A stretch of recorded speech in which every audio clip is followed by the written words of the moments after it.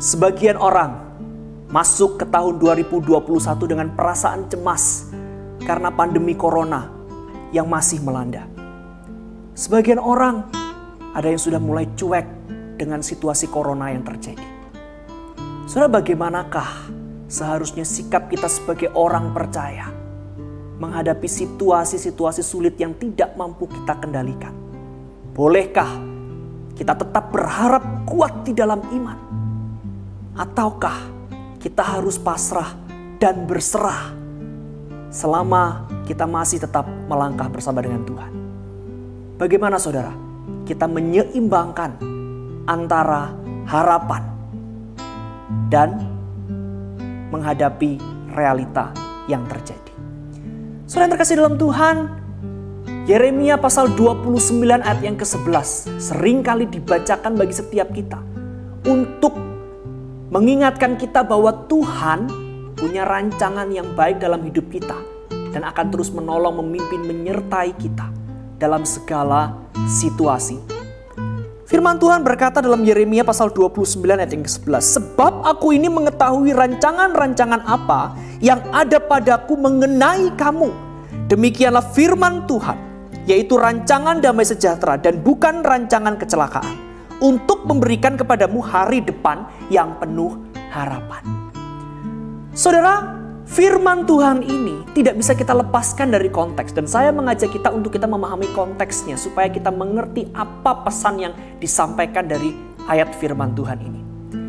Yeremia 29 ayat yang ke-11 itu ada dalam konteks di mana orang-orang Yehuda dibuang dari tanah perjanjian ke Babel karena dosa-dosa yang telah mereka lakukan di hadapan Tuhan.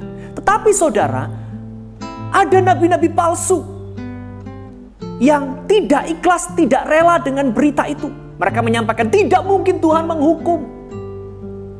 Tetapi ternyata yang terjadi adalah rancangan kekal Allah itu yang harus terjadi. Mereka tetap harus dihukum. Dan nabi-nabi palsu itu akhirnya dihukum oleh Allah.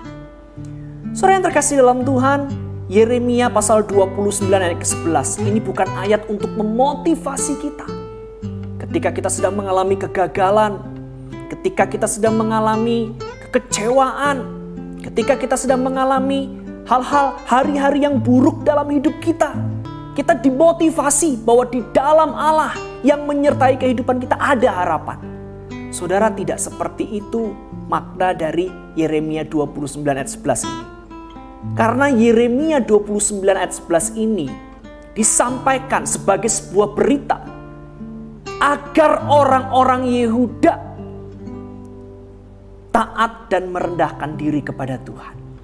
Mereka meskipun dibuang tetap harus percaya kepada Tuhan, percaya pada pimpinan Tuhan, tetap harus menjalani kehidupan mereka sebaik-baiknya seperti berita yang disampaikan oleh Tuhan.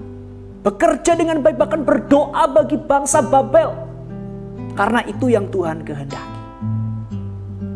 Ini berbicara tentang Tuhan punya rancangan, Tuhan punya rencana. Dan kita adalah manusia yang ada dalam bagian rencana Tuhan. Dan kita harus sepenuhnya percaya pada pimpinan pemeliharaan Tuhan. Jadi kita harus taat. Kita harus merendahkan diri di hadapan Tuhan yang punya rancangan-rancangan kekal atas kehidupan ini. Saudaraku yang terkasih dalam Tuhan, demikian juga seharusnya kita melangkah di tengah kehidupan ini. Mau dalam keadaan baik ataupun sulit, mau dalam keadaan penuh dengan keyakinan atau penuh dengan ketakutan, mau dengan keadaan berani untuk melangkah atau was-was dan cemas. Saudara, biarlah kita tetap menjadi orang yang berharap, bukan dengan harapan-harapan palsu atau harapan-harapan konyol. Dengan berkata bahwa anak Tuhan pasti akan dipelihara, diberikan segala keadaan yang baik oleh Tuhan. Itu harapan konyol. Kenapa? Karena kenyataannya tidak bisa berjalan seperti demikian. Dan juga ketika kita menghadapi realita, biarlah kita menjadi anak-anak Tuhan yang menghadapinya dengan tetap yakin bahwa Tuhan akan menguatkan, memberikan damai sejahteranya ketika kita mungkin harus menghadapi kesulitan sekalipun. Jadi saudara, ketika kita berharap, boleh kita berharap. Tapi kita tentu harus mengerti apa dasar kita berharap. Dasar kita berharap adalah Tuhan, kebenarannya, firman-Nya. Karena itu bacalah firman Tuhan setiap waktu. Dan yang kedua adalah mata yang terus tertuju kepada Kristus, kemuliaannya dan kuasanya yang telah menebus kehidupan kita. Dan ketika kita hidup menghadapi realita kehidupan ini, meskipun sulit, pahit, pedih yang kita hadapi, biarlah kita tetap percaya pada rancangan Allah yang mulia dan kekal. Biarlah berkat itu hadir melalui setiap hati yang pedih dan terluka. Biarlah setiap orang-orang yang mengalami kesulitan dalam hidupnya tetap memuliakan Tuhan. Karena mata yang tetap tertuju kepada Kristus dan hati yang mau taat dan merendahkan diri kepada Tuhan dan kepada kebenaran firman-Nya.